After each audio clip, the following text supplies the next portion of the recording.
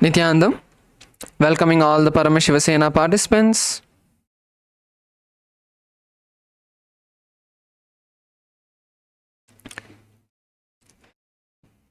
Nityanandam, welcoming all the Paramashivoham participants to today's Nityananda Yoga session.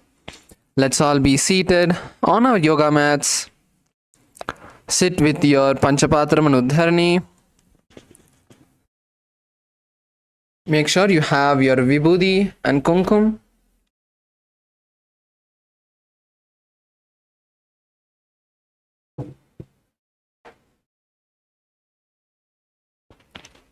We have just about a minute before we begin.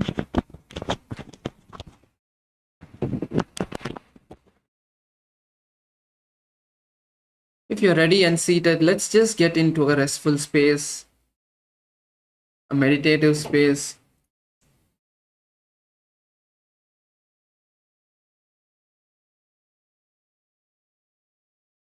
Now it's time for us to begin. Let's bring our hands together in front of our heart center. Close your eyes. Let's take a deep breath. Inhale and chant the Sadguru Vandanam. Nityanandam Paramasukadam Kevalam Jnanamurtim Dvandvatitam Gagana Sadisham Tattvamasya Ekam Nityam Vimalamachalam Sarvadi Sakshibhutam Bhavatitam Trigunarahitam Sadgurum Tam Namami. Next, we'll be chanting the Shiva Moola mantra. Om Ham Haum Shivaya Namaha. Om Ham Haum Shivaya Namaha. Om Ham Haum Shivaya Namaha. Om Ham Haum Shivaya Namaha. Om Ham Haum Shivaya Namaha. Om Ham Haum Shivaya Namaha. Om Ham Haum Shivaya Namaha.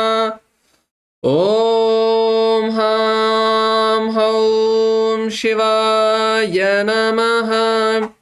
Om Ham Haum Shivaya Namaha. Om Ham Haum Shivaya Namaha. Om Ham Haum Shivaya Namaha.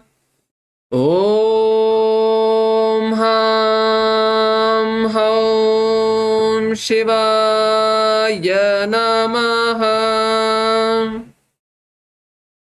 You can all slowly open your eyes, and now we'll be entering into Sattvachamanam.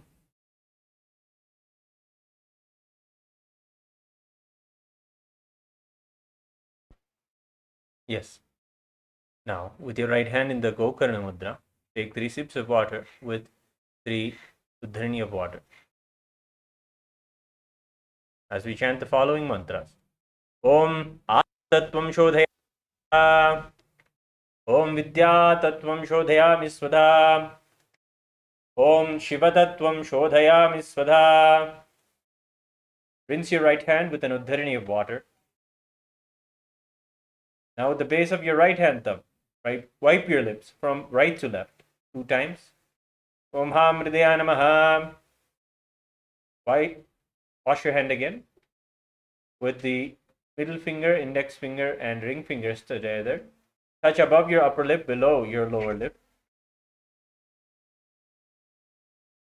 With the index finger and thumb joined together, touch your right nostril, left nostril. The ring finger and thumb joined together, touch your right eye, left eye, right ear, and left ear. Wash your hand again. Then with the little finger and thumb joined together, touch your navel, right chest, left chest. So all the tips of your fingers touch the top of your head, right shoulder, left shoulder, and the center of your chest.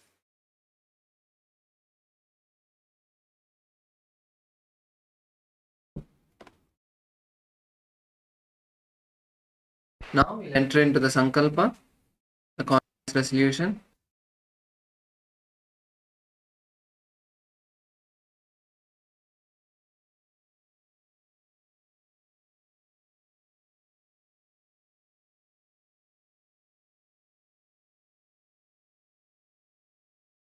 Let's now take a moment to visualize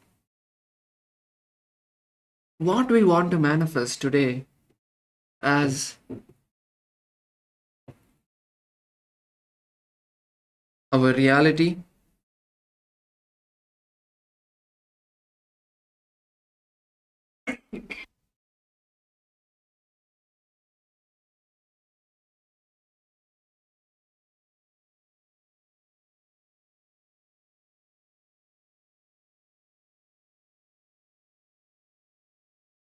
Take a moment to set in your inner space what you want to manifest.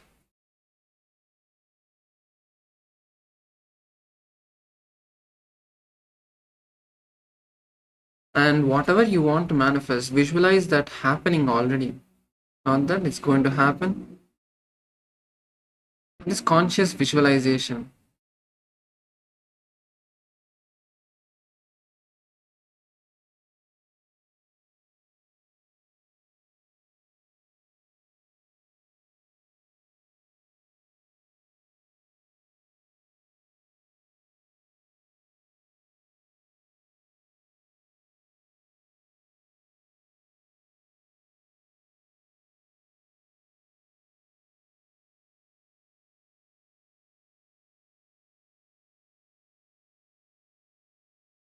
Now, from this space, let us chant the Sankalpa mantra. Please place your right hand on your left hand and place both of your hands on your right thigh. Eyes closed. And if you know the Sankalpa mantra, you can chant along.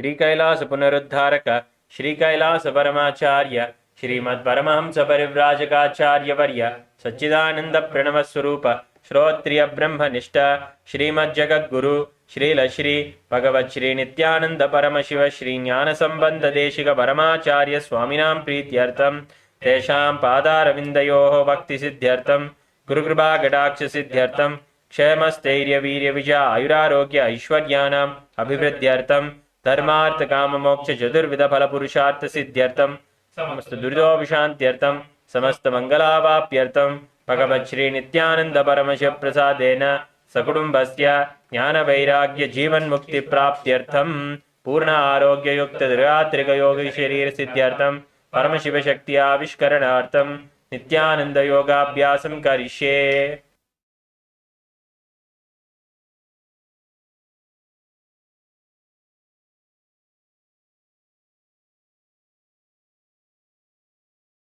ममोपात्त समस्त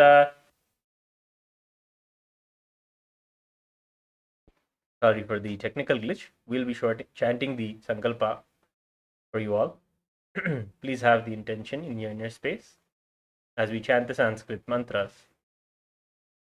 Mamopatta samasta duritakshaya dvara bhagavat shri nityananda paramashiva prityartam adhya purvokta evam guna visheshena vishishtayam अस्यां शुभतितो मनसेप्सित सकल सदभीष्टकाम्यार्थ सिद्ध्यर्थं ज्ञान वैराग्य जीवन मुक्ति प्राप्त्यर्थं पूर्ण आरोग्य युक्त दीर्घात्रिक योगी शरीर सिद्ध्यर्थं परमशिव शक्ति आविष्करणार्थं नित्यानंद योगाभ्यासं करिष्ये।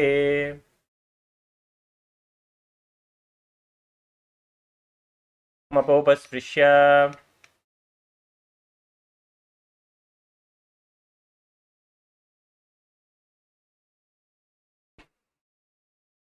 Yes, it's time that we all get ready and enter into the yoga for today. Let's keep our Panchapatram Muddarni aside. You can all come up on your feet. Please stand up. Please come up on your feet. Today is another day where we can experience fulfilling the intentions, making it into a reality. So with that same space, you're all going to visualize yourself as a skeleton in your inner space, and we'll be beginning the skeleton dance shortly.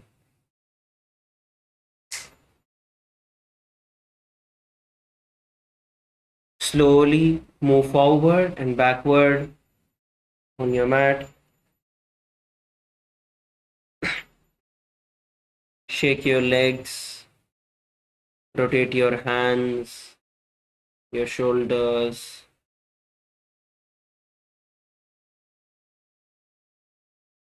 Stretch out your entire body.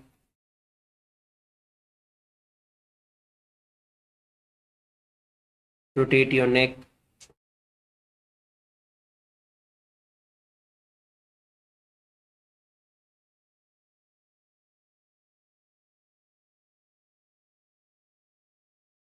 Start moving slowly.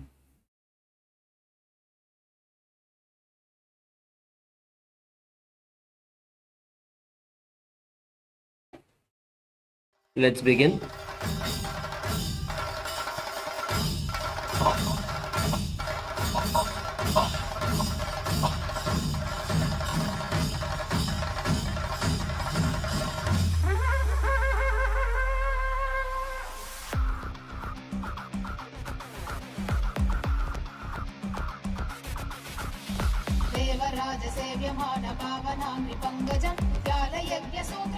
शेखरं कृपाकरं नारदादियोगिवृन्दवन्दितं दिगम्बरं काशिकापुरादिनाथ कालभैरवं भजे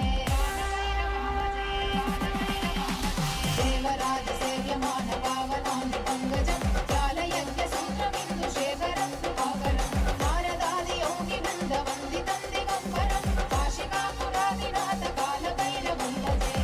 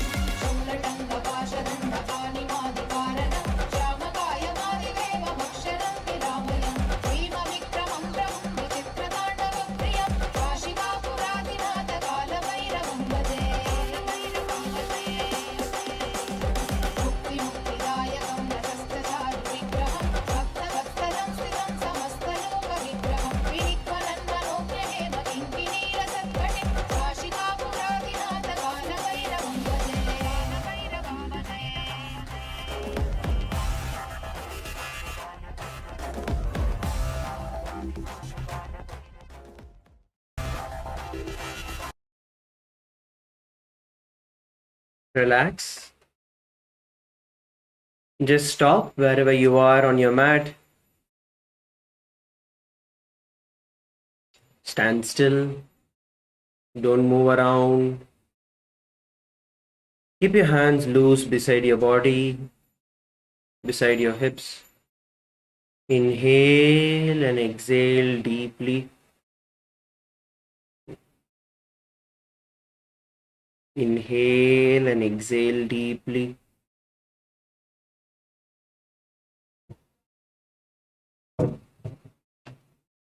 See the breath going in and out through your entire body.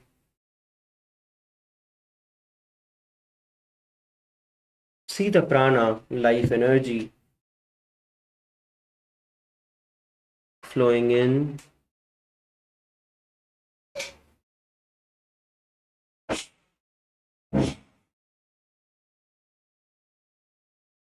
and flowing out.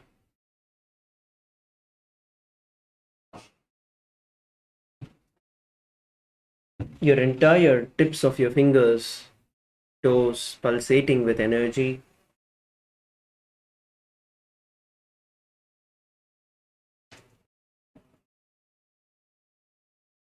Slowly relax.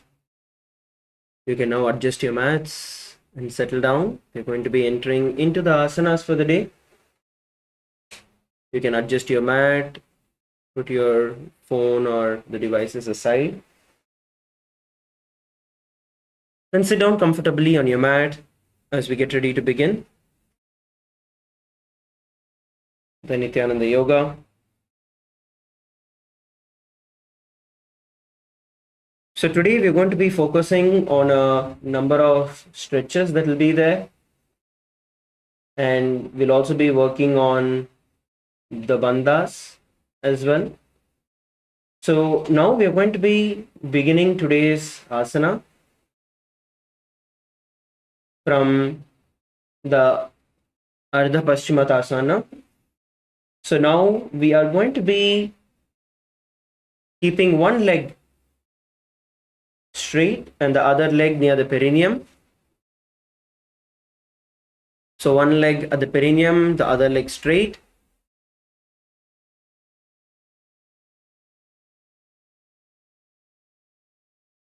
Now as you keep your leg closer, now you're going to slowly pull your body down towards the ground. Try hold on to your feet and pull your body down. Sometimes since it is morning, it might be a little more stiff. So just try and pull yourself down. You can hold your feet or your calf.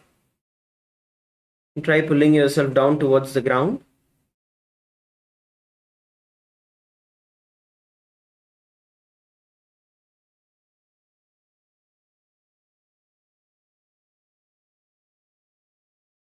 You can bounce yourself up and down.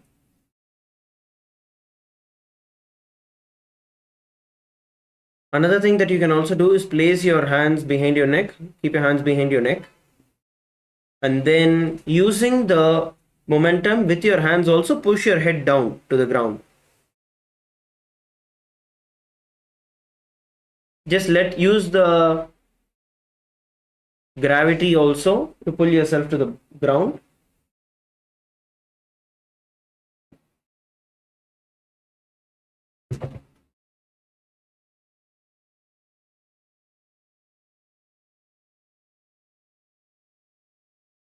And hold down as much as you can, whichever is the position, just try holding downward. You're going to be visualizing Swamiji in your inner space while doing this.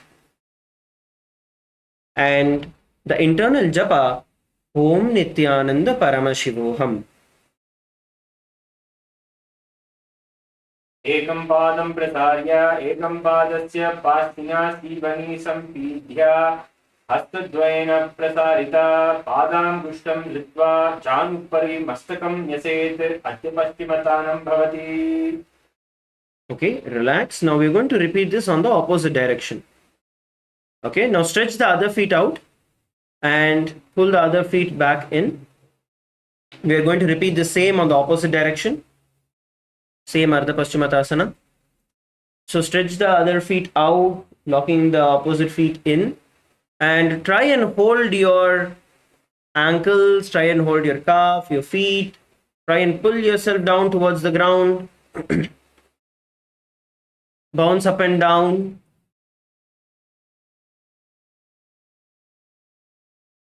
That will help you interlock your hands behind your neck, pulling yourself down.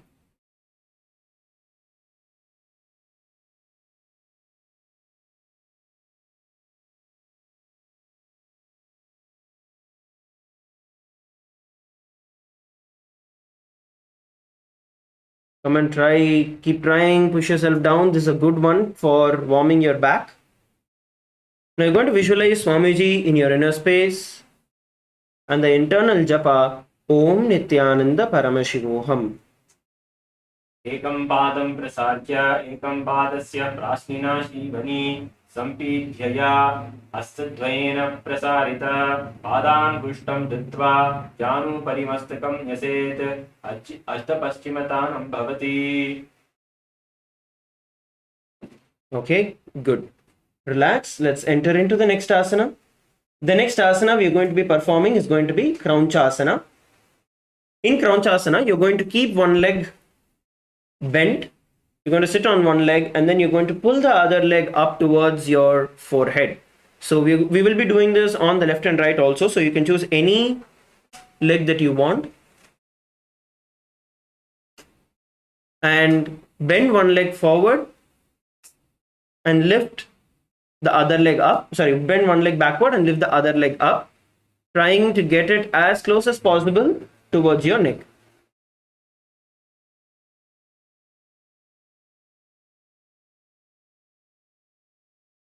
You can see how the legs are placed. One leg bent beside the hip. You're not sitting on it, it's placed beside your hip. Okay. Now try and hold on to the other foot. See, sometimes you may be able to reach out all the way to your feet. But if you think you're not able to reach out to your feet, you can hold on to your calf muscle or your knees. Wherever you're able to hold on to your feet, hold and pull yourself up. Come on, every one of us, let's try.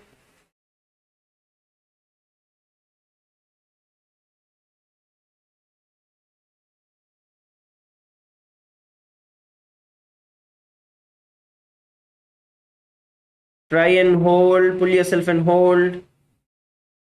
Another thing that you can also do is take the support of the wall, or you can take the support of the other partner. The other partner can also go and help you with holding the foot up.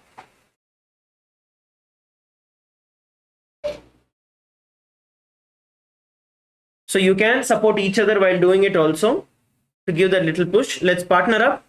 Malaysia, LA, Salem, please partner up.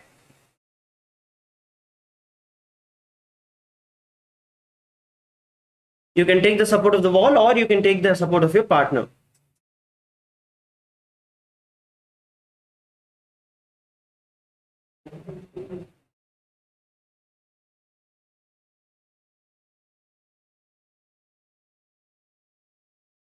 So the partner, the way you do it is going to be a little different here. You need to make sure that the partner, whoever is supporting, is at the back. Okay. And then once you are at the back, then the person down is going to lift the feet up and you're supporting. So that way your knee is going to support the back and your hand holds on to the feet. Only then you will be able to hold, otherwise the other person will roll behind. Yes, switch partners. You can switch partners and try the same.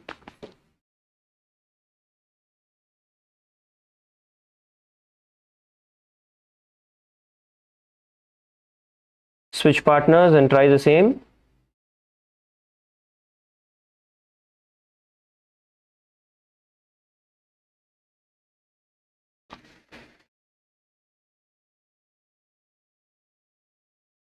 Try and hold.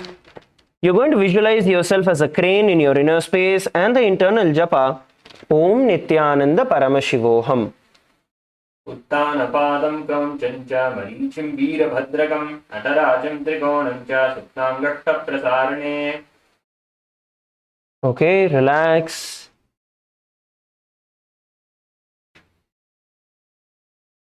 Let us now perform the Krounchasana on the other side. You're going to lift your opposite feet up. Please switch the directions. We're going to perform Krounchasana.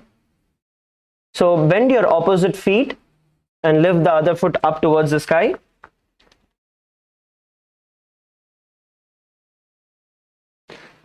You can take the support of the other partner. Please support each other. Sairamaya, Punitanaya, LA female team, please support each other. Malaysia male team, Malaysia female team, Salem.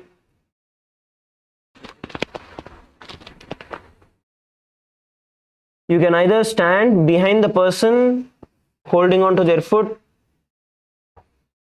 or to the side. Try and lift the feet up.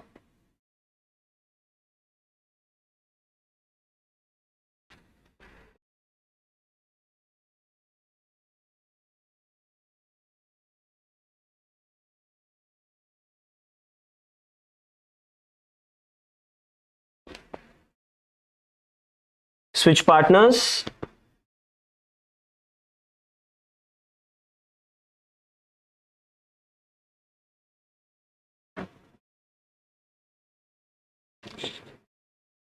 Switch partners and try.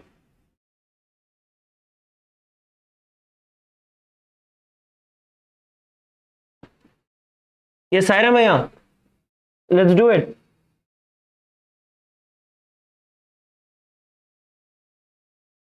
Now, while you're doing it, you're going to visualize yourself as a crane in your inner space and the internal japa Om Nityananda Paramashivoham. Uttana padam Krounchasana Marichim Veerabhadrakam Natarajam Trikonam cha Supnangashta Prasarane. Okay, relax. Relax. All of you can shake your feet out.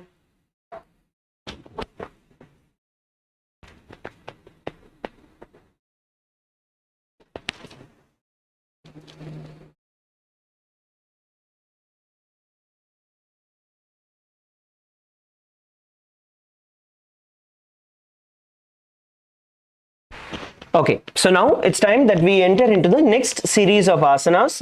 So from here, the series of asanas that we are going to be looking at, all of them are going to be based on Padmasana. Okay, so there are going to be a series of asanas that we will be doing, which is going to be based on Padmasana. So if you are able to do Padmasana with both your feet, great. Or if you feel that you are not able to do Padmasana with both your feet, then you're going to do with one leg at a time. Okay, one leg in terms of one leg up, one leg down. Ardhapashimatanasana, you can do it. So the first asana that we are going to be performing is going to be Svastikasana. In Svastikasana, sit down in Padmasana. Please sit in Padmasana position.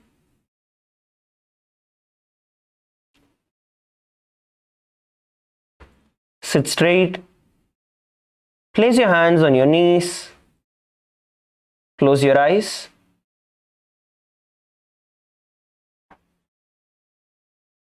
Visualize swastika in your inner space, embodying peace, well-being, good fortune, and prosperity.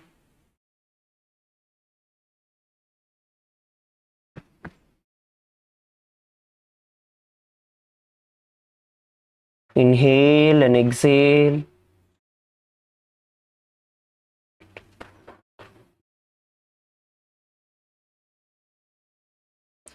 We are going to be performing the Jivachala kumbhaka. Visualize the prana. Once you inhale, hold the breath in you. Visualize that air, the prana, moving through all the parts of your body, up and down.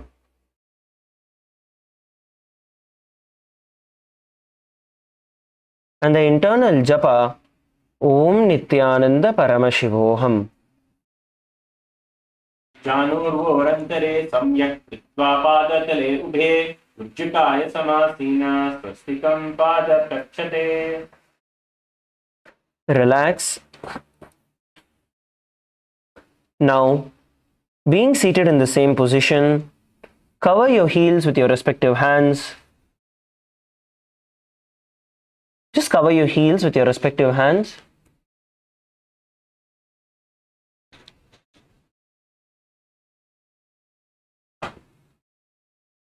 Place your hands on your heels and cover them. Now, as we perform the Jivachala kumbhaka, you're going to inhale and hold the breath inside you. You're going to hold the breath inside you in Jivachala kumbhaka. Visualize the prana going through all the parts of your body. Tuck your chin to the chest in the Jalandhara Bandha. When you inhale, when you're holding the breath, tuck your chin into the Jalandhara Bandha. And then visualize that prana flowing through the various parts of your body. And then slowly release the Jalandhara Bandha. And exhale and repeat the same. Inhale, hold the breath in you with the Jalandhara Bandha. Visualize the prana moving all over your body.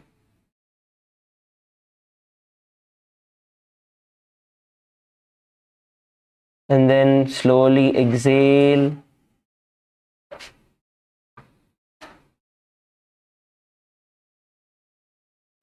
Visualize the great sage Goraknath, who is the founder of the Natha Yoga Sampradaya, and the internal japa Om Nityananda Paramashivoham. Antasampochanam krutva nasagram avalokayet Gorakshasana yogina siddhikaranam. Relax. Next, we are going to be performing Bhagasana 2. In Bhagasana 2, we are going to keep our legs position in a little different way. So first, you're going to bring your left heel all the way to your perineum. Okay, bring your left heel to the perineum. And then you're going to bring your right foot on top of your left thigh. So more like Ardhapashimatanasana. Right foot on the left thigh, left foot under the perineum. Now, we are going to be performing the Shanmukhi mudra. So the Shanmukhi mudra, we are going to see once again how we are going to perform the Shanmukhi mudra. Now, once you inhale, right, after that only you're going to be starting the bandha. But let us look at how to do the bandha. So first you're going to close your eyes with your index finger. So you'll be using all the 5 fingers. You can see. So first place your thumbs on your ears. Okay, don't close it because you can't hear us otherwise. So just keep it for now. Place your thumbs on your ears. Your index finger on your eyes. Nose with the middle fingers. And the little finger under your lips and the ring finger just above your lips. Now what you will do is, once you inhale fully, you will block all the senses, which is you'll block your ears, your eyes, your nose and your mouth, holding the breath inside you as comfortably as possible, not as long as possible, as comfortably as possible. And then you will release from the bandha and exhale. Okay, let's do it together. All of you inhale and hold the breath inside you.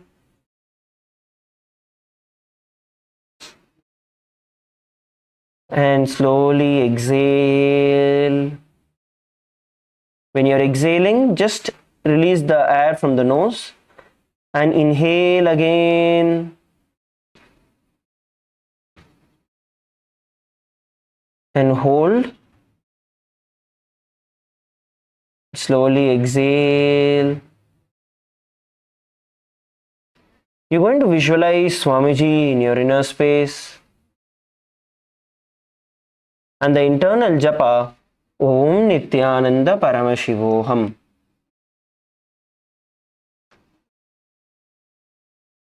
Chadye pejinam dhruvi manotvastiranam manaha eka vidhasanam yatra tatra sadho bhagasanam. Relax. Now from the same position, place your hands on the ground, palms facing up.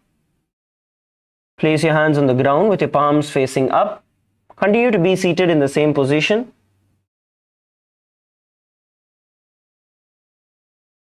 Palms facing up.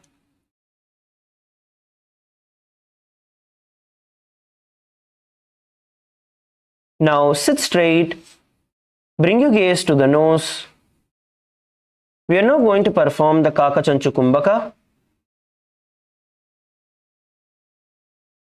Now placing your mouth like the beak of a crow.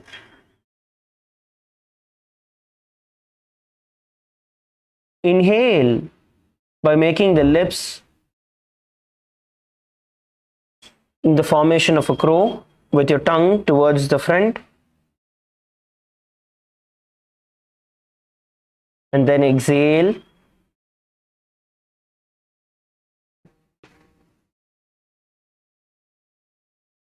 Perform the Kaka, chanchu, kumbhaka.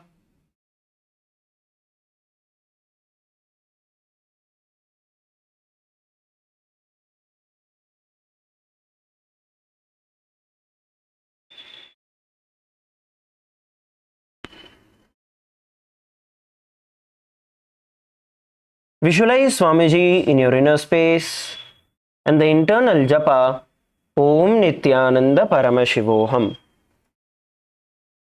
पूर्वकेर्वायुमाकृष्य नासाभ्रमवलोकयेत् योगासनं भवेत् एतत् योगिनां योगसाधने. Relax. Next, we are going to be performing Urdhvakutasana. Now, if you see, many of the asanas that we will be doing is actually going to be in Padmasana itself.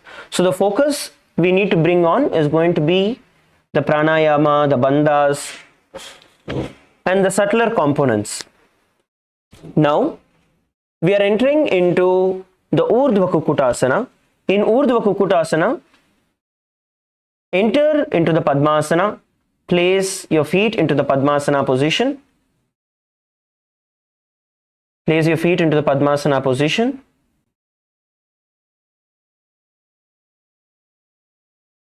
Now, from this position, you are going to place your hands beside you, beside your knees, and you're going to try and lift your body off the ground. Okay, you're going to try and lift your body off the ground. This is the Urdhvakutasana. Now, there are a couple of different ways that we can do this.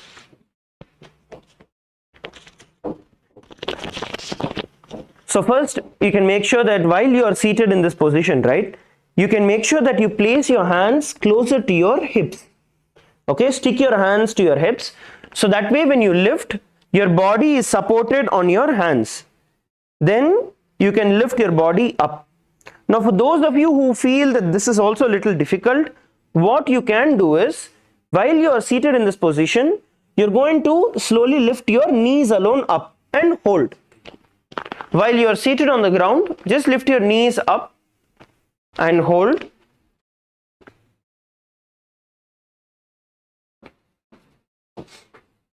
So these are the two variations that we are going to be doing. Let's all relax. Let's do it together. All of you sit in Padmasana or Ardhapashimatanasana, whichever you're comfortable with.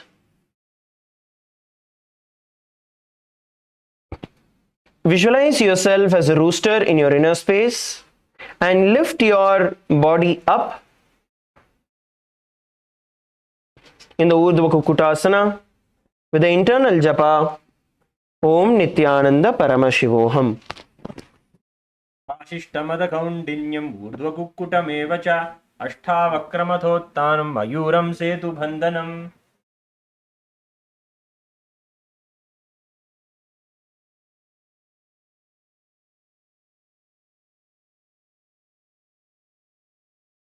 Yes, now we are going to be moving into the next asana, which is Siddhaharatali asana. So in Siddhaharatali asana, now we are sitting in Padmasana, right? So in Padmasana, we are going to insert our hands inside the gaps of our hands and thighs. Just insert and place them on the ground. So there is two ways of inserting your hands. If you are very comfortable with Padmasana, you can just sit in Padmasana and then insert your hands inside.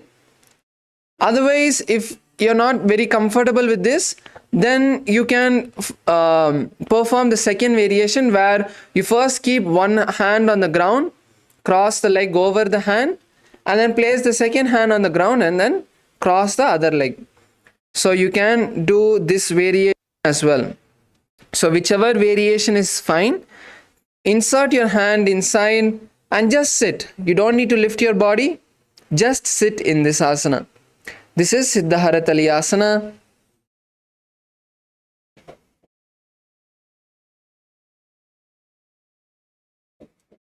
So in this asana, we are going to be visualizing Swamiji in your inner space.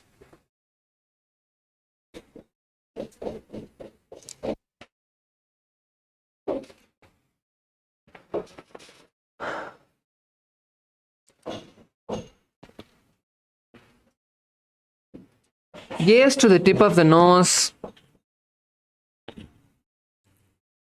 Perform the Kaka chanchu kumbhaka. Inhale with your mouth clenched. Tighten, squeeze your mouth. Contract your lips. And then you're going to exhale through the nostrils. Perform the Mula Bandha. Tighten the perineal muscles.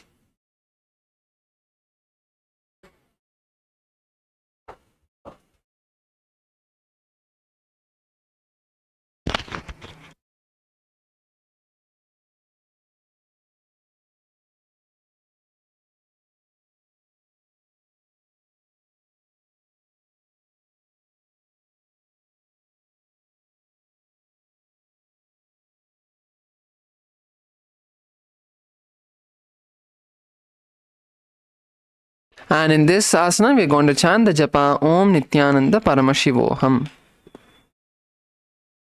Tamam Padmasana ko kare hastadau godasyam didhere ube hateli bhudhari rakhe ohacha goda samdime dhake.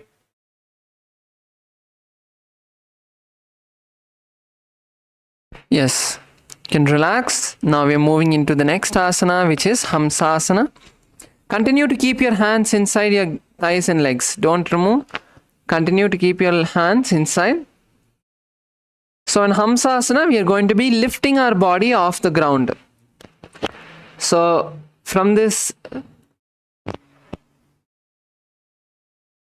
seated position, we are going to lift ourselves off the ground, balance in the air with our hands on the ground. So this is Hamsasana. So let's all try to perform Hamsasana. First, insert your hands inside your thighs and legs. And now you're going to push yourself up. First, make sure you lift your legs as high as possible.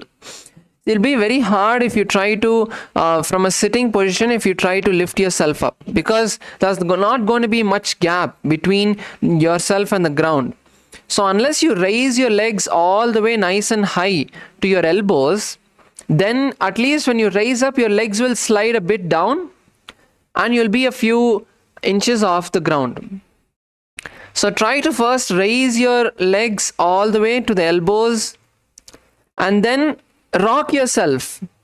Go back and forth, back and forth, back and forth, and then slowly, with that momentum, Yes, ma yoga jnana rupini, that's correct. So bring that momentum and slowly try. Yes, you're almost there.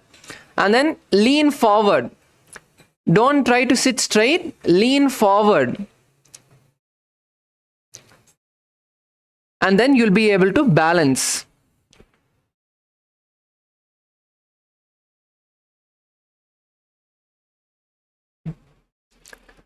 So this is Hamsasana. So in this asana as well, we are going to perform the Mula Bandha and chant the japa Om Nityananda Paramashivoham. Kumbhaka stitva skandaparyantam gurum nitva tishtet hamsasanam bhavati. Yes, relax, come down. Now we are going to be performing Karmukasana. So in Karmukasana, once again, we are going to be inserting our hands. Sit in Padmasana. We are going to be once again inserting our hands between the gaps of the thighs and calves. So now insert your hand inside, and then you're going to raise your knees up, raise your hips up and bring your hands behind you. And bring your forehead to the ground in front of you. So rise onto your knees, insert your hands inside your legs, push yourself forward and interlace your fingers behind the back. This is Karmukasana. So again in this asana, we are going to visualize ourselves as the bow of Paramashiva.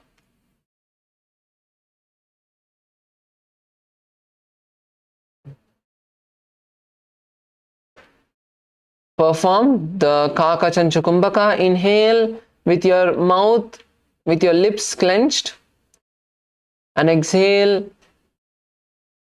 through the nostrils.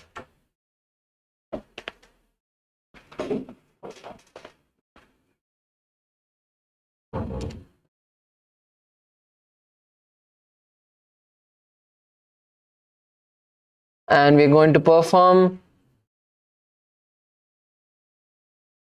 the japa Om Nityananda Paramashivoham.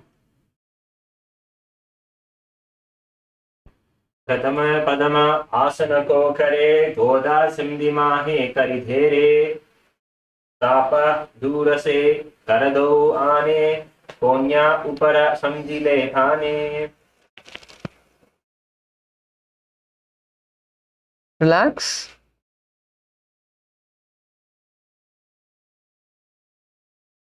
Now we are going to be moving into the next asana.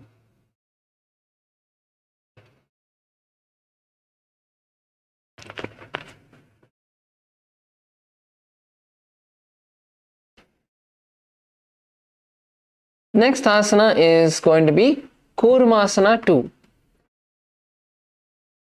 So in Kurasana 2, we are going to be once again sitting in Padmasana, and now we are going to place our hands inside the gaps of our thighs and legs, lift our legs as high as possible. So for this, you can try to first put one hand, cross the leg, bring it as high as possible, like to the shoulder, almost to the shoulder, and then cross the opposite leg into Padmasana, because now you're going to slowly balance. Remove your hands off the ground and bring them to the ears. You're going to bring your hands to your ears. This is Kurasana 2. So let's try as much as we can. So even if you're doing Ardhapadmasana, that's fine. Bring one leg, wrap your hand around that leg and bring your hands to the ears. Yes, that's good, Sairamaya, that's good. Now you need to bring your legs higher. So starting with your legs higher would be much easier than pulling your legs up, because your elbow is going to be blocking your legs from raising up. So it would be much easier if you, in the starting itself, raise your legs as high as possible. Yes, Subhashni ma, that's very good ma. Supera pandringa. Super Sweta ma, supera pandringa. That's good. Kailasa Malaysia ma, yoga Jnana Rupini, I can't see you ma, you are not in the camera. One more participant also in the Malaysia side is not seen in the camera. If you guys could adjust that, turn the camera a little bit more towards this side, that would be good.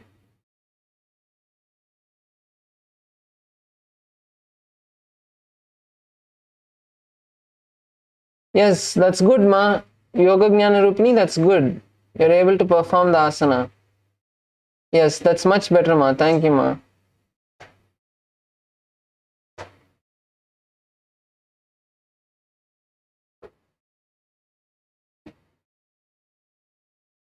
Harshaya, were you able to do?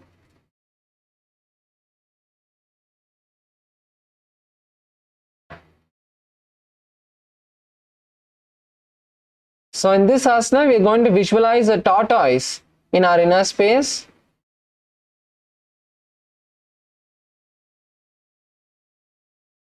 Harshaya, come on, you should do it Padmasana. You're very good at yoga. You should try with your legs in Padmasana. Now you try with Padmasana, yeah.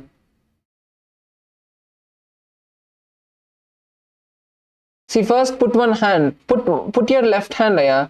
See, first put your hand. Cross your leg above the hand. Yes. Higher. Bring your leg higher. As high as you can.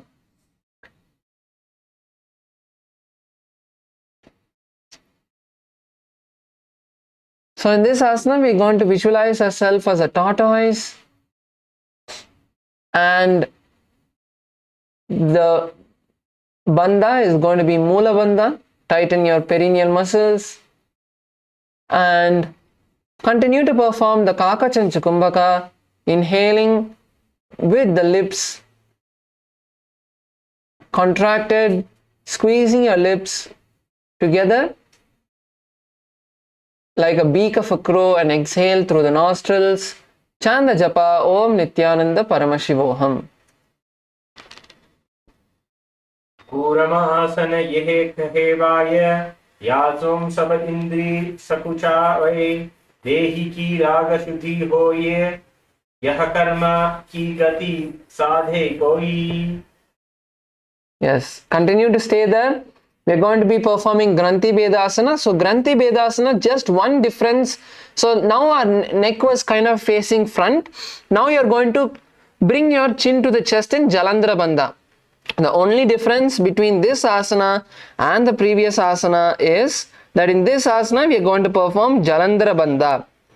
So let's once again try to perform this asana. Let's take another few moments to try and bring your legs as high as possible. Yes, that's good. Chanliya, yeah, that's good. Sainamaya, if you want, you can take the support of the chair or something where you can lean your back and try to perform. So you can just lean against the chair which is there in the side and you can try to perform.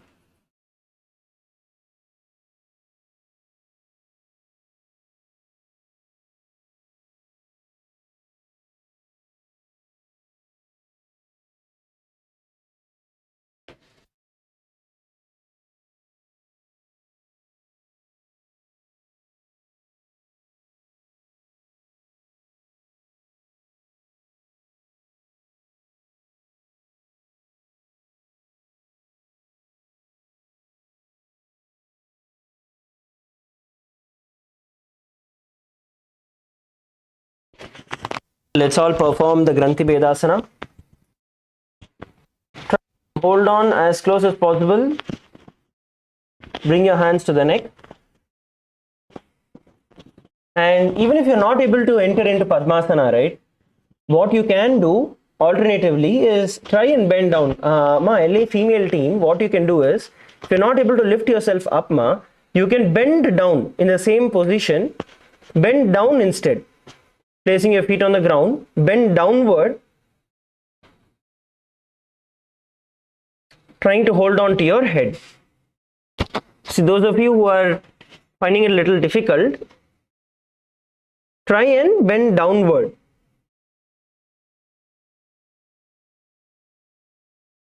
As much as possible, try and bend downward.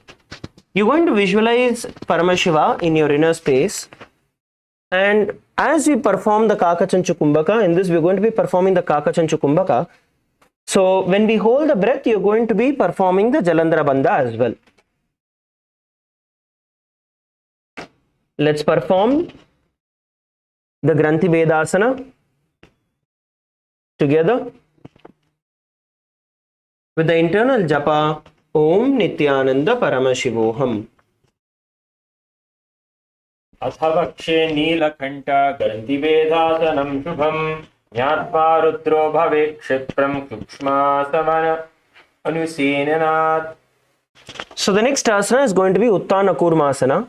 Literally from the existing position, you're just going to roll back onto your back and lie down. So your hands are in Padmasana, sorry, your feet in Padmasana, hands inserted inside, and roll down back. Roll down onto your, bring your hands as close as possible to your neck. So this is the Uttana Kurmasana. Now you can put your Padmasana and then roll back, or you can lie down and then get your feet into Padmasana. Either way is okay.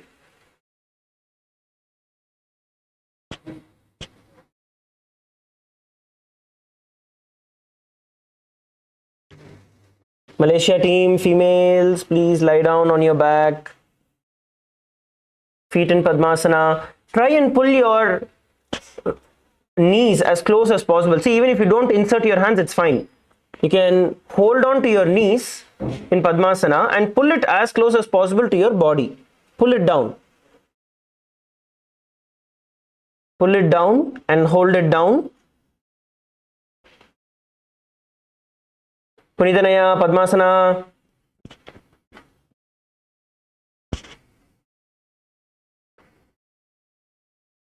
Either Padmasana or Ardhapashimatanasana. Yes. And pull your knees down towards your chest. Pull your knees down towards your chest and lift your neck off the ground. Look forward. Forward. Try and pull yourself forward. Now visualize yourself as a turtle in your inner space and the internal japa Om Nityananda Paramashivoham. Pangukutasana bandhastam karabhyam dritakandaram pitam kurmavadutta metaduttana kurmakam. Relax. All of you relax and come back to a seated position. Come back to a seated position. The next asana we are going to perform is going to be Pangukutasana. Now in Pangukutasana, as all of you are seated in Padmasana, Pangukutasana is more like lifting your body using one hand. So you're going to insert your hands in the gap between your feet. Insert your hands in the gap between your feet. And now you're going to hold on to the wrist of one of your hands with the other, and you're going to try and push your feet, knees off the ground. You're going to lift your body off the ground. This is Pangukutasana. Now we'll show the easier variation also. The easier variation is where you insert your hands, right? Once you insert your hand, lift your knees off the ground, okay? Place your one hand and then try and lift your knees off the ground, putting pressure on your hand. Just hold this position in Pangukutasana. Let us do it together. Please insert your hands in the gap. If you're not able to enter into Padmasana, that is also fine. Whichever asana you are able to do, like if you're able to put your feet into Padmasana, that's okay. If not, Ardhapashimatanasana is also fine. Insert your hands, place one hand on top of the other wrist and try and lift your feet off the ground, your knees off the ground. If you're comfortable in this, then lift your butt also off the ground. Now you're going to visualize yourself as a rooster in your inner space and the internal japa Om Nityananda Paramashivoham. Uttana vachitva ekena hastena anyasya manibandhanam dhritva hastatalena bhumim vishtibhya tishtet pangukutam bhavati. Okay, relax.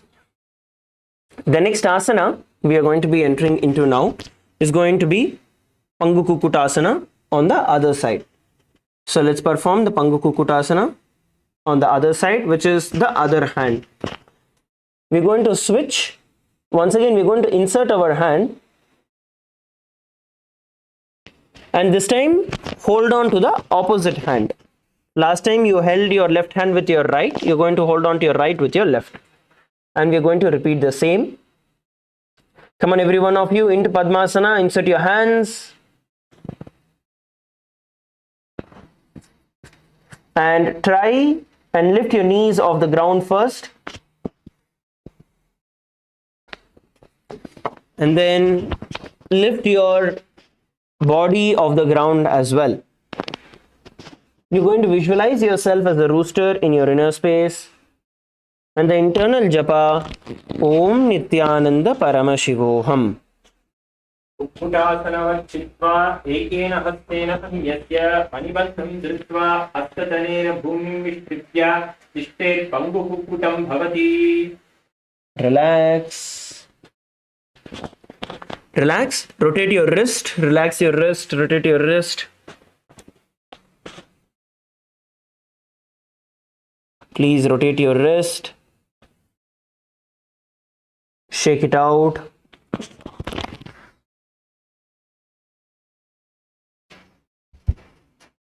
Stretch your wrist out.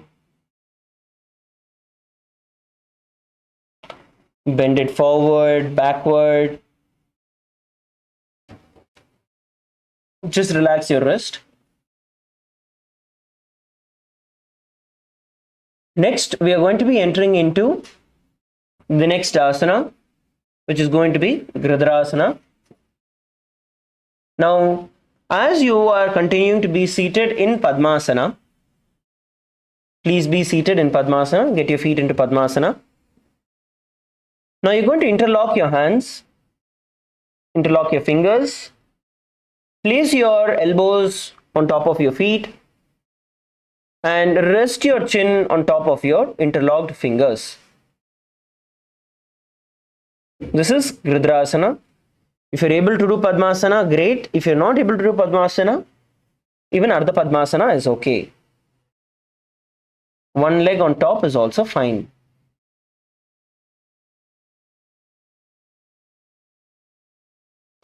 Now, let us bring the focus into the Kaka, chanchu, kumbhaka. Bring your focus on your breath. Without touching the front teeth, place your tongue near them and draw the air in through your mouth, making your lips like the beak of a crow. And hold the prana. Once you inhale, you're going to hold the breath inside you as comfortably as possible. And then exhale through your nose. Repeat the Kaka, chanchu, kumbhaka. Inhale.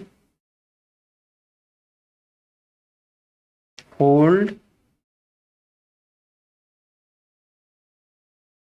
And exhale.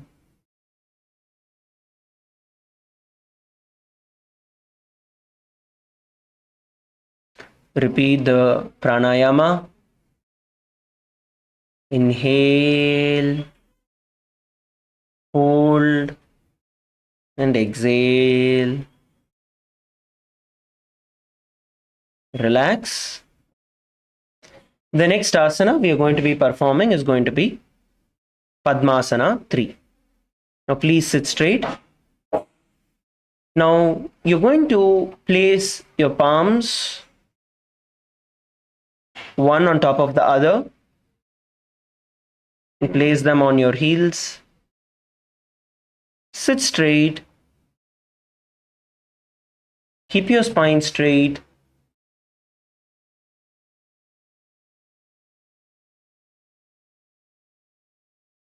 Bring your gaze to the nose.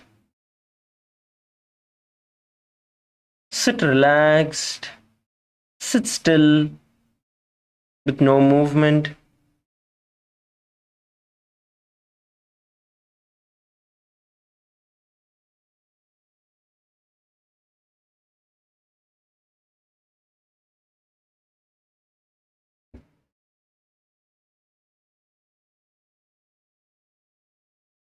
Now perform the Kaka chanchu kumbhaka. Inhale through your mouth, making your mouth like the beak of a crow. Inhale and hold the breath. We're going to perform the Jalandhara Bandha while holding the breath in, locking the chin to the throat in the Jalandhara Bandha, and then slowly release the Jalandhara Bandha. Exhale through your mouth and pull your stomach in and up into the Uddiyana Bandha.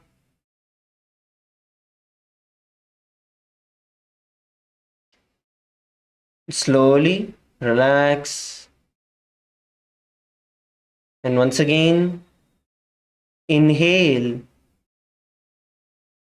through your mouth in the Kaka chanchu kumbhaka. Inhale, hold the breath inside you in the Jalandhara Bandha as comfortably as possible. And exhale. Now pull your stomach in and up into the Uddiyana Bandha. Hold comfortably and relax. Once again, let's repeat it. Inhale through your mouth in the Kaka chanchu kumbhaka. Hold the breath inside you in the Jalandhara Bandha.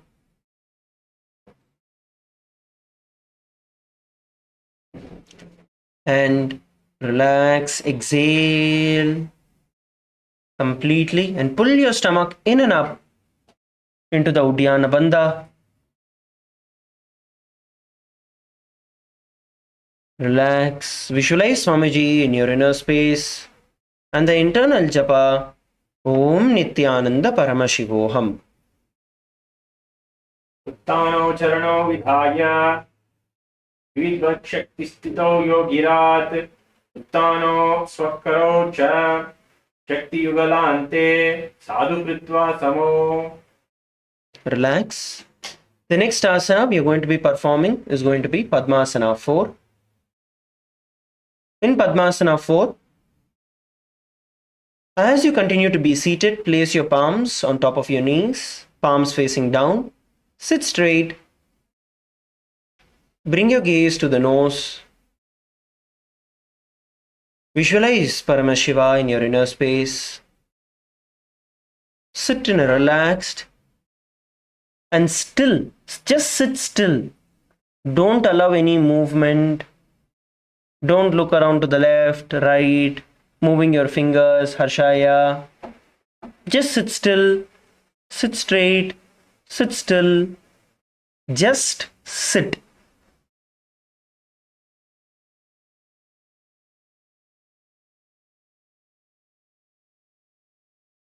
Let's perform the Kaka chanchu kumbhaka.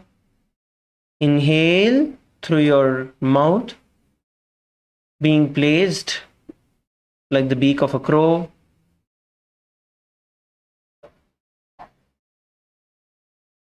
And hold the breath inside you.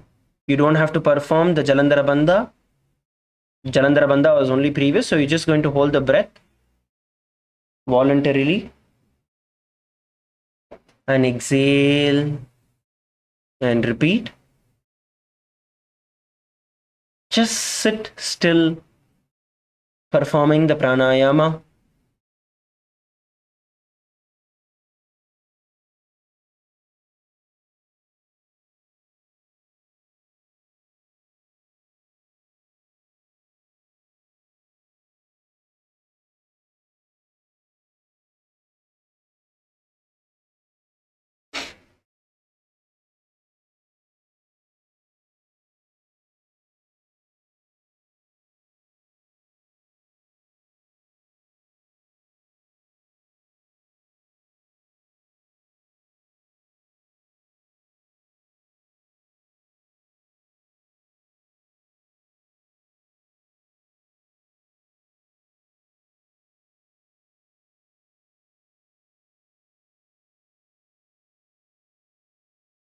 Now visualize Paramashiva in your inner space and the internal japa Om Nityananda Paramashivoham. एतत् पद्मासनं कुर्यात् प्राणवायु प्रसिद्धयेत् शुभासनं सदा ध्यायेत् पूरयित्वा पुनः पुनः. Relax.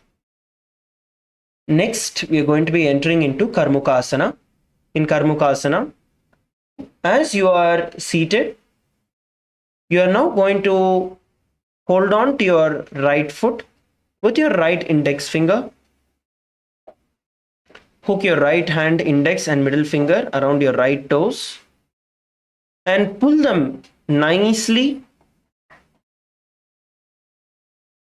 towards your back. Pull them. It is the same hand, not the opposite hand. Same hands. Whichever feet you are doing, the same hand you are going to pull. Ma you are holding the opposite foot. Whichever side the leg is, you're going to pull with that. Yes. Now you're going to visualize yourself as Paramashiva's bow in your inner space.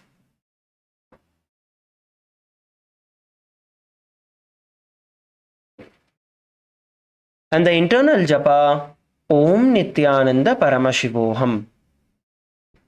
धान यथासनं भक्षे योगपूरकक्षणात् कृत्वा पद्मासनं पद अङ्गुष्ठजृङ्घयो स्थितम्. Relax.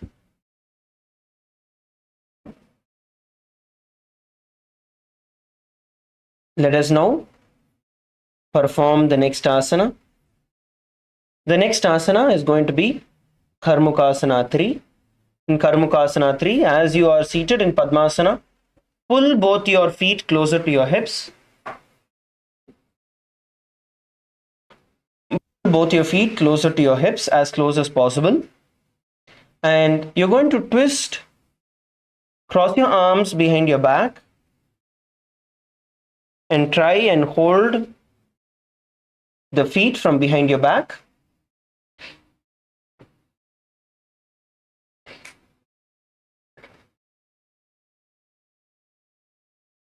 So you can do one hand at a time to try and bend. For this, you need to make sure that you are getting your feet as close as possible, your knees as close as possible as well. Only then you'll be able to hold both your feet. For beginners, you can hold with one hand, one side of the foot.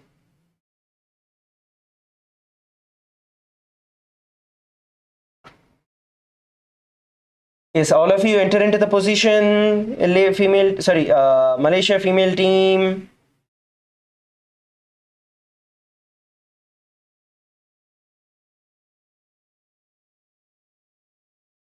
Hold.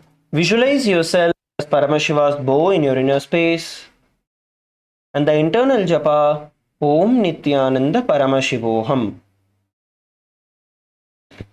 Karmukasana vakshe dhare pura yatsukam tada vayurvaso yati kalena sukshma vayuna. Okay, relax.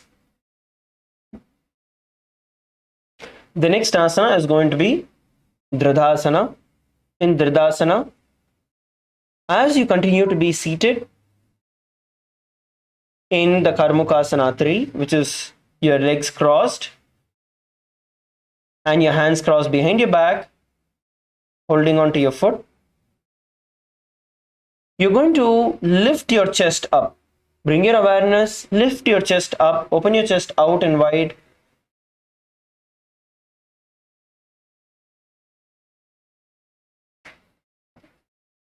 Lift your chest up.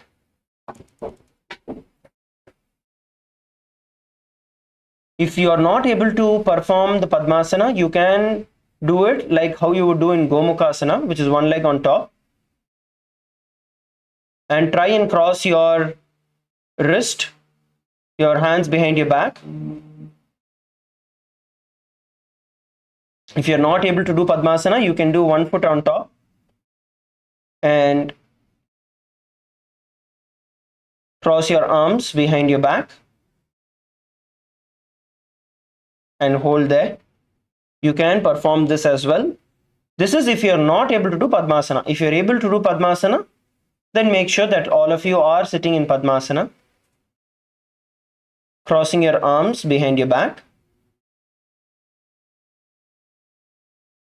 Try and hold at least one of your foot.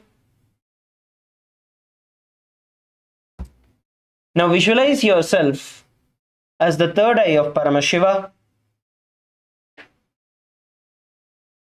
and the internal japa, Om Nityananda Paramashivoham. Urubhyam uparistapya padayugmam pratnyataha dakshinam savya deshe chasavyam dakshinat desake. Relax. The next asana entering is going to be Nagrasana. Nagrasana, as you are in Padmasana, you are now going to lie down on your back, your hands crossed behind your back.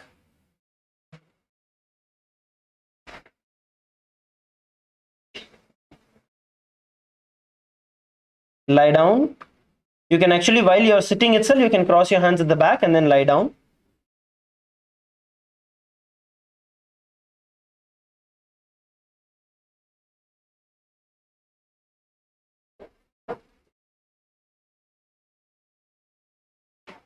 Let's all perform the Nagrasana. If you're not able to enter into the full Padmasana, you can hold with Ardhapashimatanasana, but place your hands behind your back.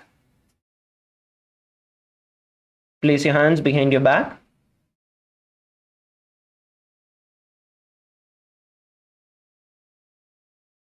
And relax.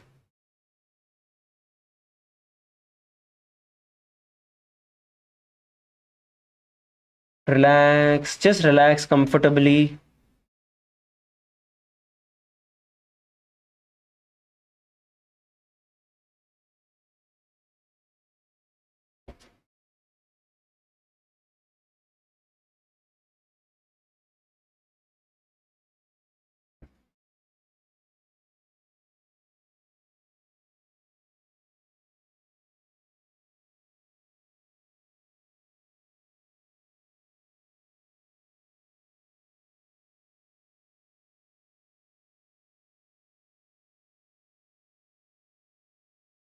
Now visualize yourself as a snake in your inner space and the internal japa Om Nityananda Paramashivoham.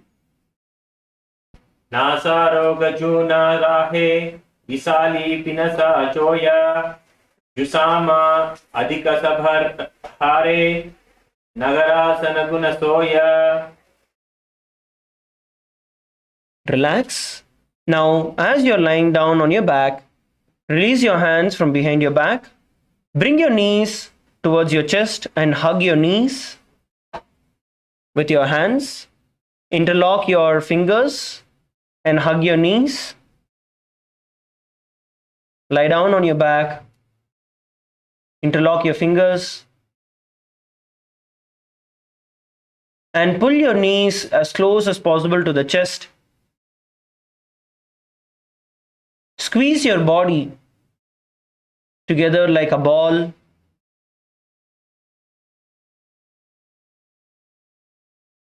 Bring your head, tuck your head towards your knees. Tuck your head towards your knees. Curl yourself up like a ball. Visualize yourself as a ball in your inner space and the internal japa. Om Nityananda Paramashivoham. क्षेत्रासने स्थित्वा हस्तपादान् निक्षुप्य मूर्ध्वं नयेत् पृष्ठवंशेन भूमिं पोठेत् कण्डुकासनं भवति. Now relax, lie down on your back, place your feet on the ground, hands behind your head.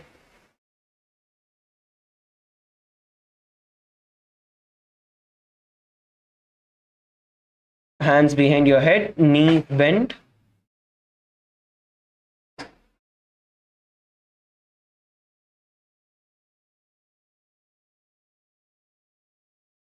This is the Urdhvakutasana. Make sure your hands are interlocked under your head.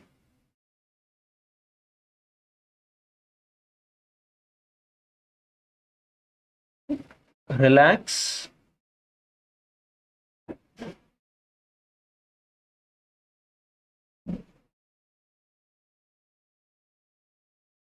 Keep your feet a bit closer to each other, but no need to touch.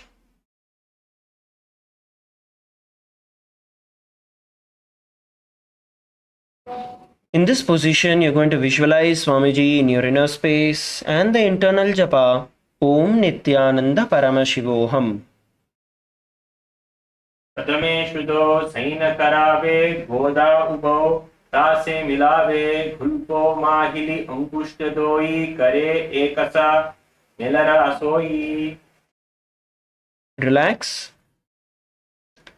Now from this position, we are going to be entering into the Markatapitasana.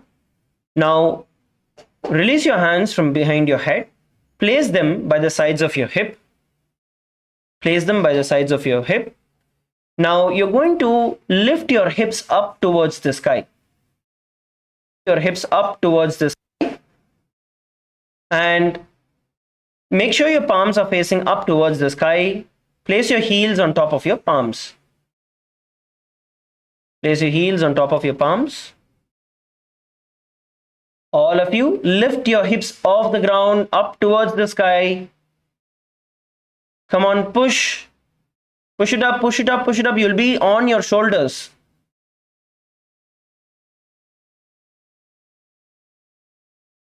And then relax, lie down on the ground again. We're going to lift again. Together, all of you relax on the ground. Hips onto the ground. We'll do it together. At the count of 3, we are all going to lift up towards the sky. Ready? 3, 2, 1, lift. Lift up and hold. Visualize yourself as an alpha ape in your inner space and the internal japa, Om Nityananda Paramashivoham. Uttana sainam padatale, uttana hastayostapayet, prishthabhagam murtamayet, markatapitam bhavati. Relax. Get your back on the ground. Now, what we are going to be doing is we are going to be now holding on to our hips from this position. And from here, you're going to stretch your feet out straight as much as possible. You're going to stretch your feet out as much as possible. This is the Uttana Shikipitakasana. Relax. Let's do it together. Okay, all of you lie down on your back, knees bent, feet on the ground. Now place your hands under your hip. Hold on to your hip with your hands. All of you hold on to your hip with your hands. Lift your hip towards the sky. Support it with your hands. Please lift. Selam தூக்கி பிடிங்க. கையை வந்து முதுகு கடியில வச்சு. Now pull your feet straight out. Slowly stretch your feet out. Slowly stretch your feet out. Now visualize Swamiji in your inner space and the internal japa Om Nityananda Paramashivoham. Ganga Ghoru Balahinascha Uttana Shikipitakam Apramarthapur Prakurbita Bhukte Pragjivitendriyaha. Relax. Lie down on the back. Stretch your feet out. Stretch your feet out. Shake your thighs. Now bring your knees towards your chest and hug your knees, moving left to right.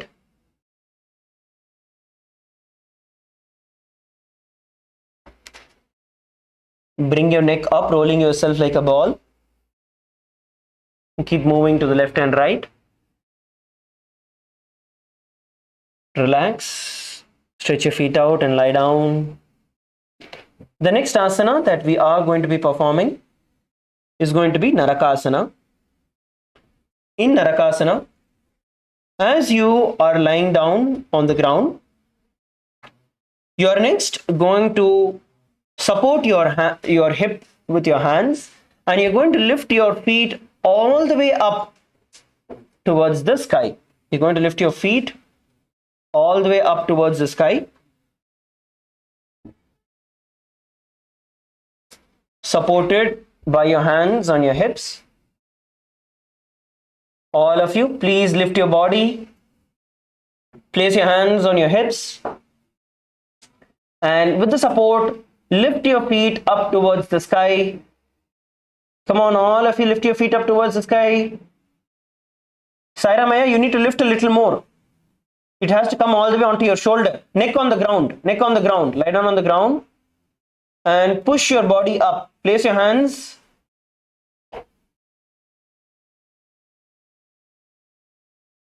under your hips.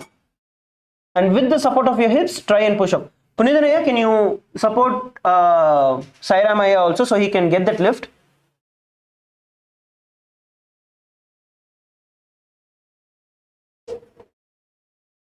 Little more. You have to pull yourself up onto the shoulder, as high as possible to the shoulder, so that you are able to lift. Yes. Lift up.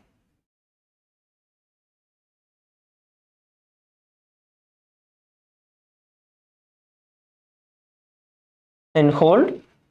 Now, you're going to visualize yourself as traveling through Naraka, through hell, and the internal japa Om Nityananda Paramashivoham. Triva Kamchena Bhumim Vishtambha Padagrayadvayam Urdhva Murtayet Narakasanam Bhavati. Relax. Lie down on your back. Please lie down on your back. Lie down, get your feet down, lay down on your back. The next asana, I want all of you to look at the next asana. The next asana is going to be Tiriyan Naukasana. In Tiriyan Naukasana, you are once again going to support your hands by placing them under your hip, but you're not going to lift it up straight. Rather, you're going to keep your feet stretched forward and hold. So this is going to take a little bit of your core strength. So instead of keeping it up straight, you're going to keep it in a slant angle. This is Tiriyan Naukasana. We'll do it together now. Or if you lie down on the ground, place your hands under your hip. Support your hands. Support your hip with your hands. Now slowly lift your feet off the ground and stretch it in front of you. Not straight. You're going to visualize yourself as a boat in your inner space. And the internal japa, Om Nityananda Paramashivoham. Naukavat stitva Urdhva Dradhayam Nayet Triyan Naukasanam Bhavati. Okay, relax, slowly relax. The next asana we are going to be performing is going to be Dvajasana. In Dvajasana, you're going to continue to lie down on your ground. You're going to place your hands in front of you, palms facing down, palms facing the ground. And from there, you're going to kick your feet up all the way towards the sky, holding as straight as possible. This is Dvajasana. Hands on the ground, palms facing down. Try to keep your hips straight. Don't bend your legs and take it backward. Try to keep your hips straight. Harshaya, lift your feet up. Palms down, palms facing down. Yes. You're going to visualize yourself as the flag of Kailasa in your inner space. And the internal japa, Om Nityananda Paramashivoham. Triyannokavat griva Prishtakurparaihi Bhumimavastabhya Mastakalakshena Padagradvayam Urdhvanayet Dvajasanam Bhavati. Relax. Lay down on the ground.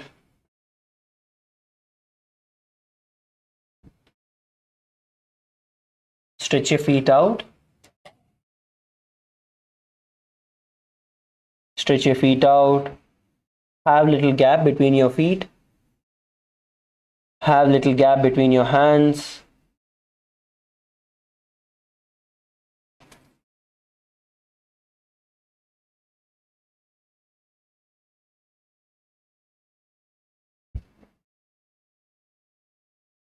Palms facing up towards the sky.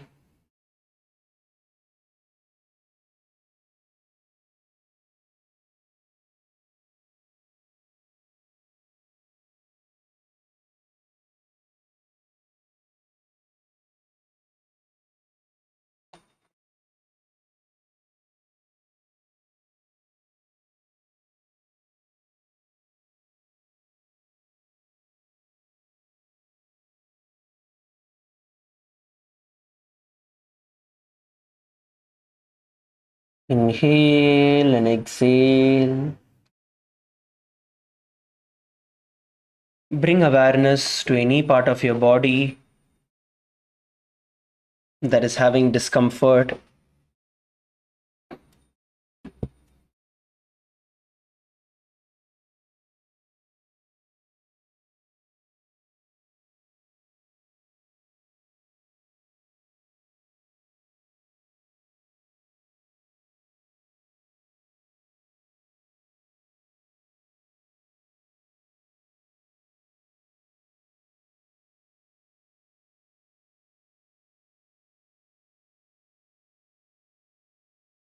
Just inhale and exhale.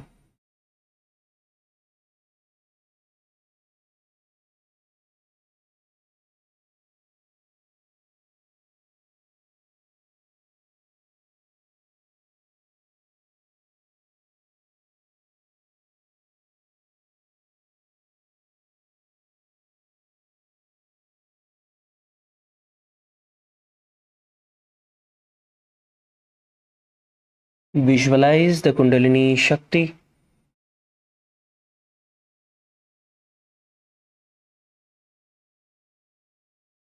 moving in all the way from your feet, filling your toes,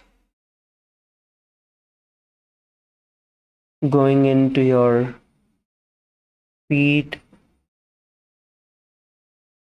your ankles,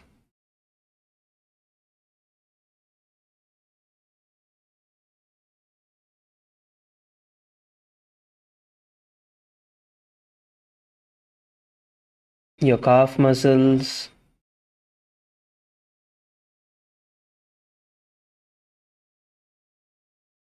your knees,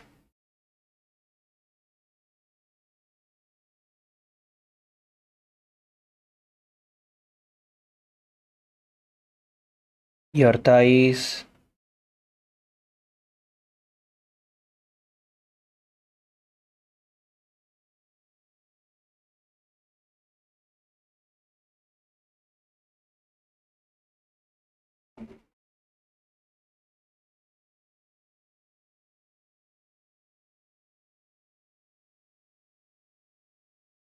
slowly moving up to your hips,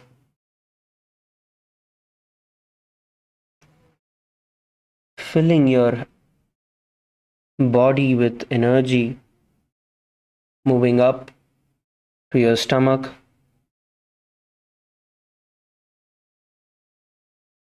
Kundalini Shakti flowing up through your chest,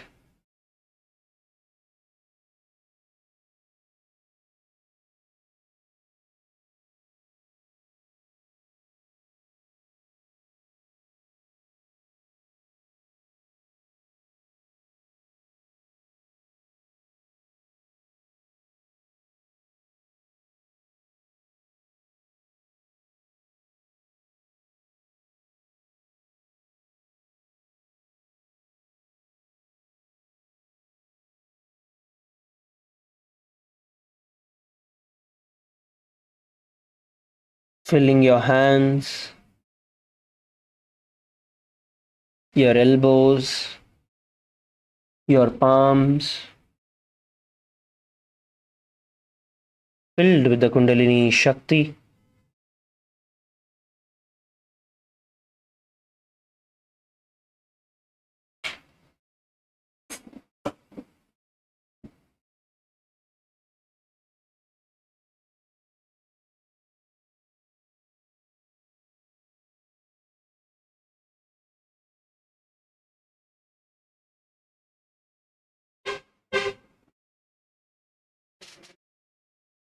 Filling your neck,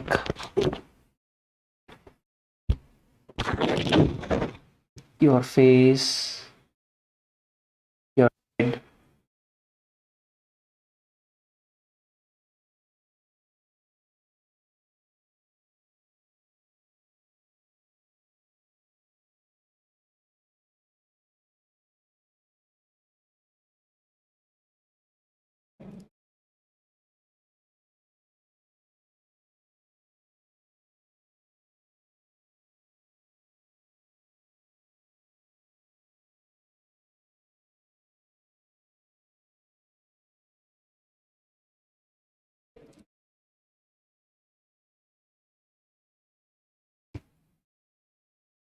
see your whole body filled and overflowing with the Kundalini Shakti.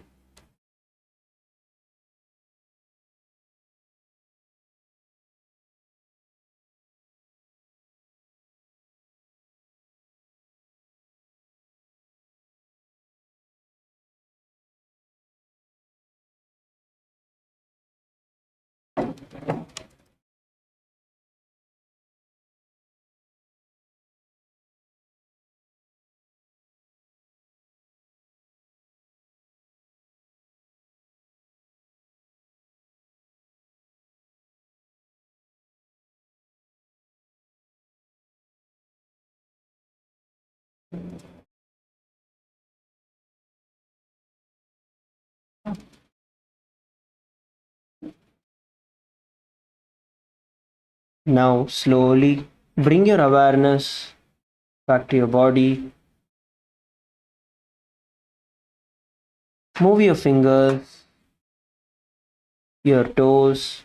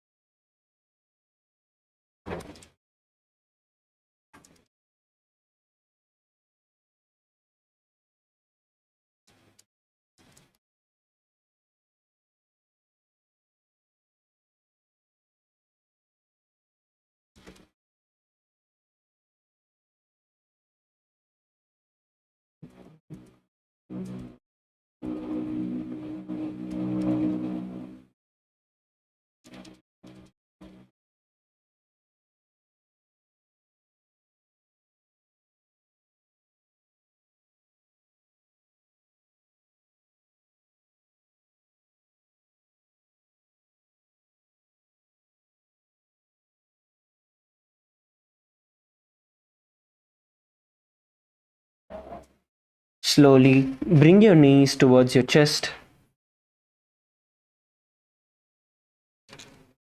Hug your knees. Move towards the left and right.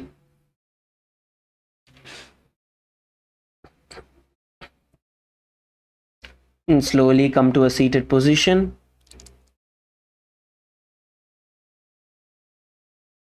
Come into a seated position.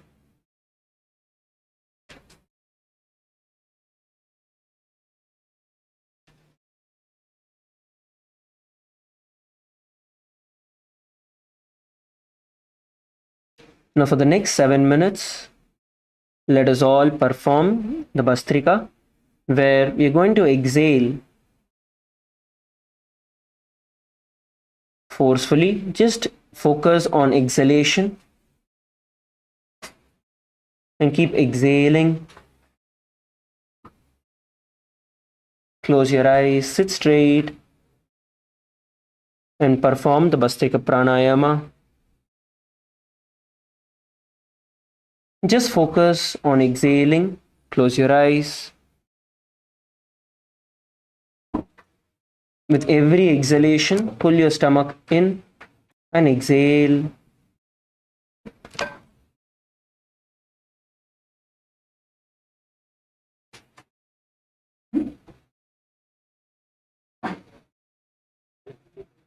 Perform the Bhastrika Pranayama.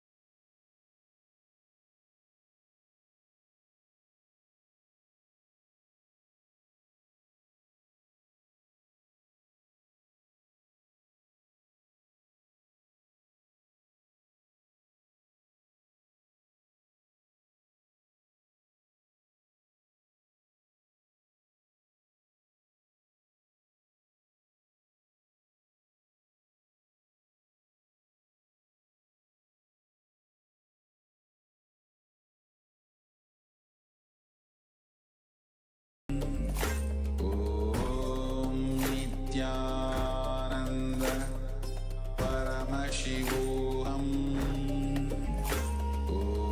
Om Nityananda Paramashivoham Om Nityananda Paramashivoham Om Nityananda Paramashivoham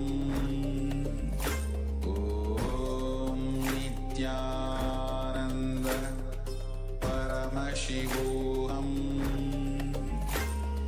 Om Nityananda Paramashivoham Om Nityananda Paramashivoham Om Nityananda Paramashivoham Om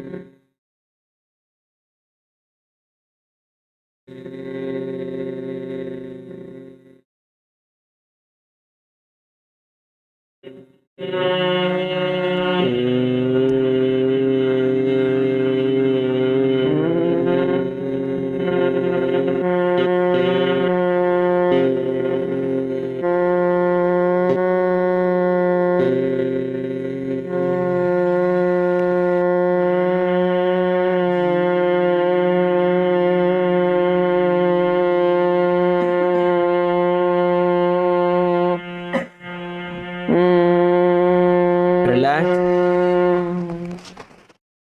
Just let the silence sink in.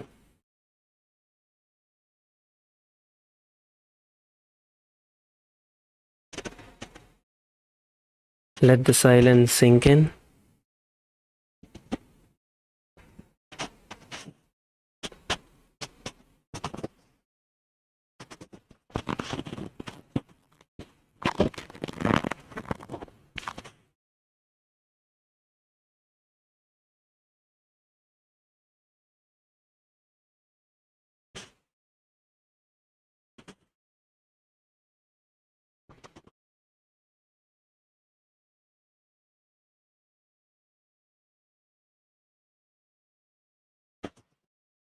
Slowly open your eyes.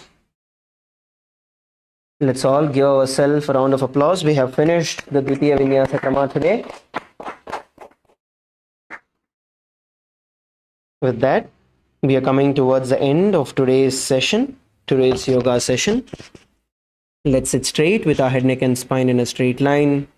Close your eyes. Offer our gratitude to Swamiji. Chant the Purna Mantra. Om Purnamadav Purnamidam Purnat Purnamudachyate Purnasya Purnamadaya Purnamevavashishyate. Om Shanti Shanti Shanti. Hari Om Tat Sat. Sarvam Bhagavat Shri Nityananda Paramashiva Padukarpanamastu. Om Nityanandam. Thank you, everybody. Let's gather for the next session. Nityanandam.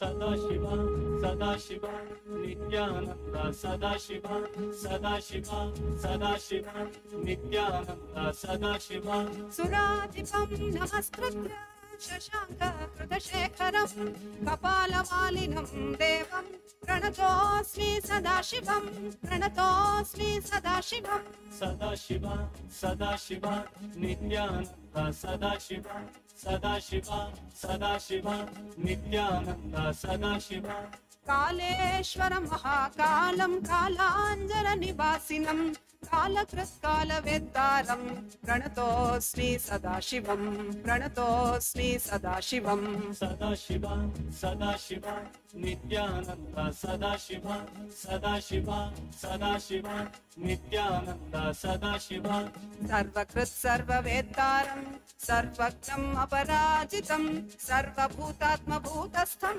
प्रणतोऽस्मि सदाशिवं प्रणतोऽस्मि सदाशिवं Sadashiva, Sadashiva, Nityananda, Sadashiva, Sadashiva, Sadashiva, Nityananda, Sadashiva, यो सृजत् सर्वभूतानि ब्रह्मान्द्याश्च सुरासुरान् तमहं लोककर्तारं प्रणतोऽस्मि सदाशिवं प्रणतोऽस्मि सदाशिवं Sadashiva, Sadashiva, Nityananda, Sadashiva, Sadashiva, Sadashiva, Nityananda, Sadashiva, वरं वरेण्यं वरदं वरिष्ठं वरवाहनं वनमालाधरं देवं प्रणतोऽस्मि सदाशिवं प्रणतोऽस्मि सदाशिवं Sadashiva, Sadashiva, Nityananda, Sadashiva, Sadashiva, Sadashiva, Nityananda, Sadashiva, प्रीतियत् प्रीतिदातारं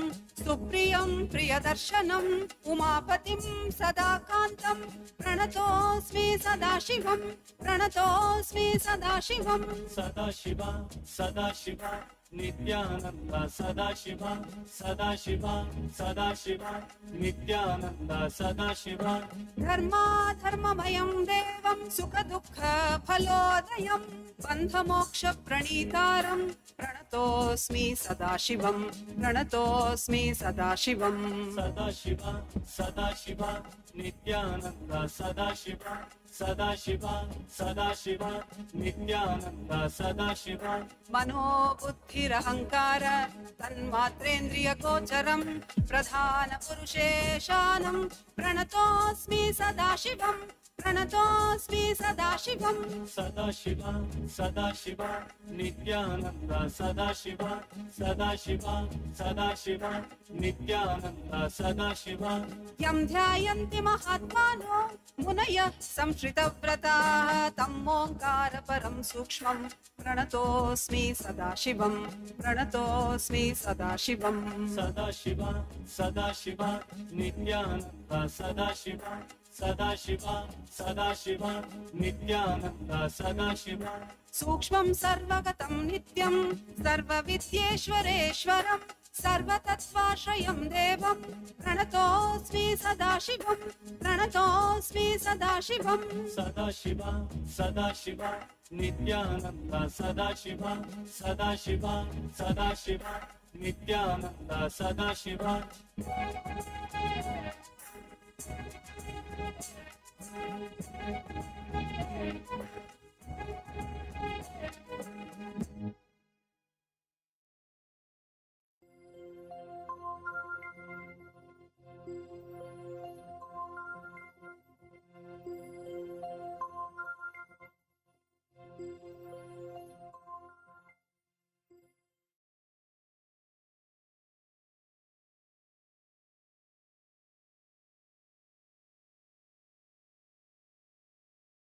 नित्यानन्दं परमसुखदं केवलं ज्ञानमूर्तिं द्वन्द्वातीतं गगनसदृशं तत्त्वमस्यादिलक्ष्यम् एकं नित्यं विमलमचलं सर्वदी साक्षिभूतं भावातीतं त्रिगुणरहितं सद्गुरुं तं Namami. Nityanandam to all the participants who have joined us for the program today. We welcome each and every single participant who have joined us for today's Paramashivoham program. As today, we are going to be understanding a very important concept today as time. What is time? Most of us feel bound by time, right? Why time? Detailing, Swamiji is going to be expanding on secrets of time. How to go beyond time. Today you will be learning how you can conquer time, how you can maybe even manifest more time. If you feel I have no time for this task of mine, I need more time to give for my personal life and my work. What do I do? How can I go beyond time, or how can I manifest more time? Today is the day for you. Today we will be learning the secrets of conquering time, going beyond time, and much more. So we welcome each and every one of you to the program today. And we all just had a wonderful, powerful yoga. Can I request each of you to post in the chat? How did you like the yoga? How did each of you like the yoga? And for those of the participants who have joined us on YouTube and the other social media platforms, you can head to paramashivoham.org and you can join us on Zoom as well. Understand the yoga that all of us just did makes our inner space, our body physically and mentally ready to hold the science of enlightenment, ready to hold the spiritual powers that Swamiji is initiating us into. And after doing all of these 12 components in the Nityanda Yoga, while doing the Prathama Vinyasa Krama, the Dvitiya Vinyasa Krama, the Tritiya Vinyasa Krama, your body is ready to manifest the powers and express the different sciences that Swamiji is initiating us into. So let us start our day with the power manifestation. We will be starting our day with the third eye reading, the seeing through the third eye with the eyes blindfolded. We will be projecting in this round, we will be projecting an image for all of you to see. I request each of the participants to quickly bring your eye bands if you don't have it yet. And you can tie your eyes. Please close your eyes.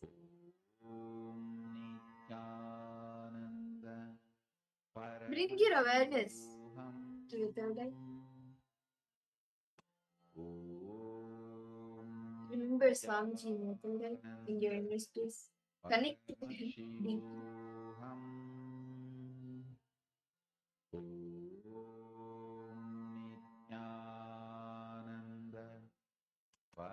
Chant the Mahavakya.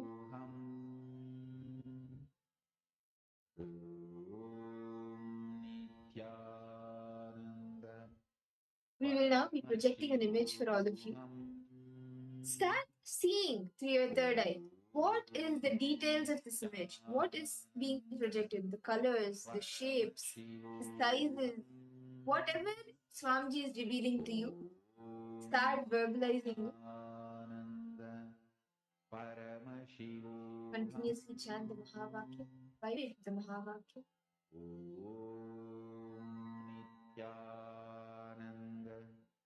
Paramashivoham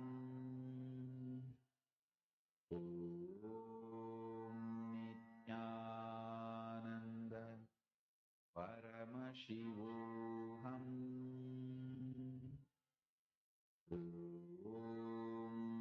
Nityananda Paramashivoham Nityananda Paramashivoham Nityananda Paramashivoham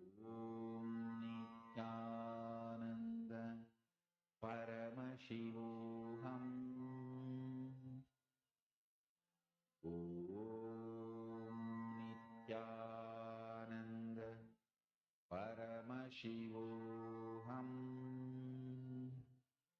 Om Nityananda Paramashivoham Om Nityananda Paramashivoham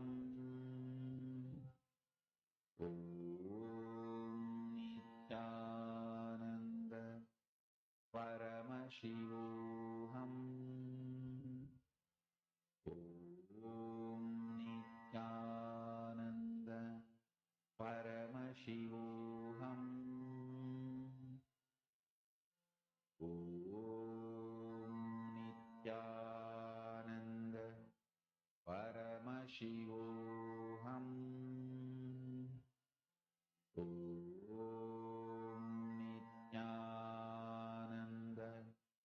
Paramashivoham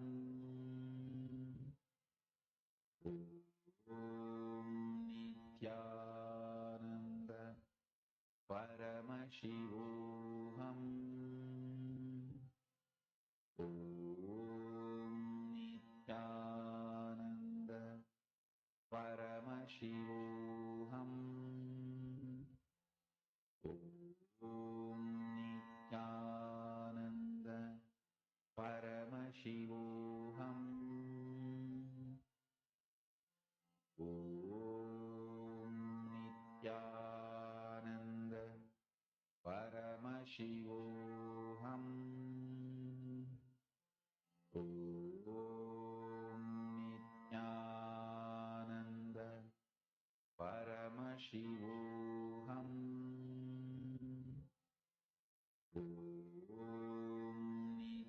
Nityananda Paramashivoham Om Nityananda Paramashivoham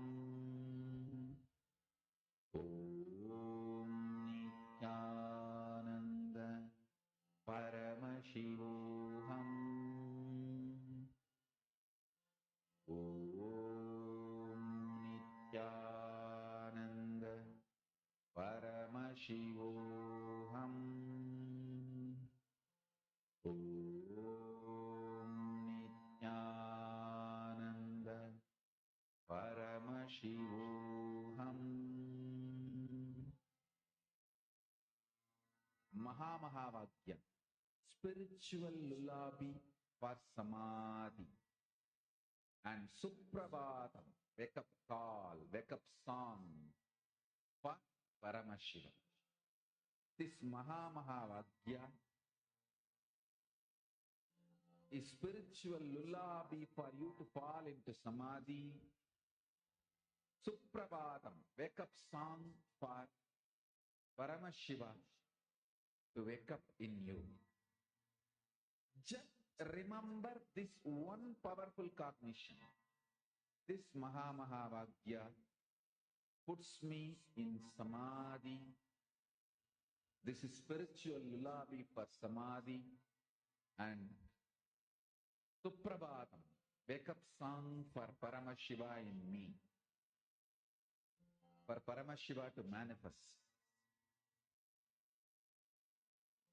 With this one spiritual powerful cognition, chant this Mahamahavagya.